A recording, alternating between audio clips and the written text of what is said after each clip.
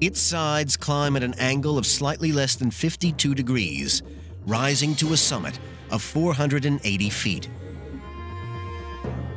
But how did they manage to maneuver 2.5-ton blocks to such an incredible height without the crane or the block and tackle?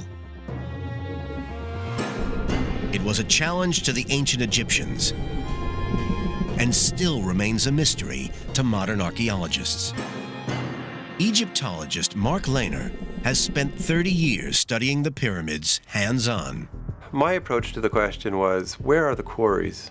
What kind of a ramp can you get from the quarry to the pyramid in a functional slope? Lehner and almost all Egyptologists believe that some kind of ramp was used to raise the stone blocks. The type of ramp remains a mystery. Did they approach the pyramid straight on?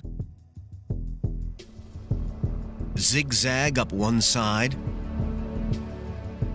Or spiral around it? It's not a problem that's been totally solved, and I've given my suggestions. I've tried to base them in the landscape, but a lot of it is still inference. Because the ramps were dismantled once the pyramid was complete, only fragments of evidence are available to archaeologists. But it was ramps and sheer muscle power that allowed millions of blocks to reach the summit. Once in position, the builders faced a new task. The blocks had to be fitted together. Surprisingly, in such a precise build, a large proportion of the internal stones were just roughly finished. The gaps between them were filled with rubble and gypsum mortar. In between the blocks were stuffed lots of limestone chippings mixed with a huge dollops of mortar. And it set just like modern concrete. But every stone that would be visible when the build was completed was placed with amazing precision. In the Great Pyramid, the blocks of the burial chamber fit precisely. The sides of these blocks had to be almost perfectly flat to make these astonishing joins. This precision engineering was achieved using the most rudimentary of tools. Yes, we'll use this rods and string tool in order to find out whether the surface is truly flat. And by using a third rod, which is the same length as the other two rods joined by the string, which is now pulled very taut, we can see if it just slips under. Now, we've got a bit of a high spot there. Now, in ancient times, they would mark that simply by putting some red ochre on, just to remind the workers where to go to, and check along the length of the string.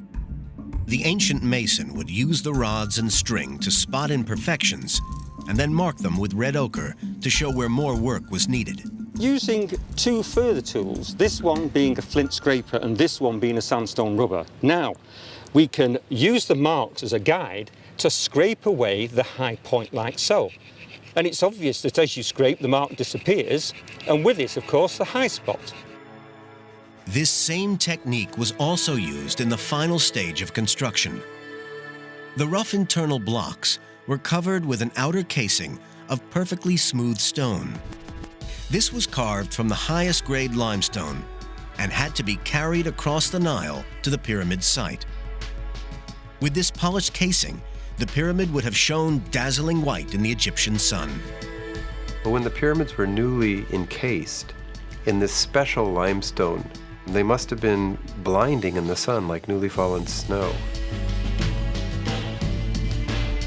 To achieve this, every casing stone was cut to sit perfectly with its neighbors. When complete, the Great Pyramid of Giza was covered with thousands of these facing stones. Sadly, they have long vanished, taken to build the mosques and castles of Cairo. But facing stones can still be seen on the cap of Khafre's pyramid. Even with all the Egyptian skills and tools, building the pyramids was still an incredibly hard task, requiring millions of man-hours to complete. Legend has long suggested that the pyramids were built by armies of slaves. The legends are wrong. Forensic archaeological discoveries are now putting a face on the people who really built the pyramids.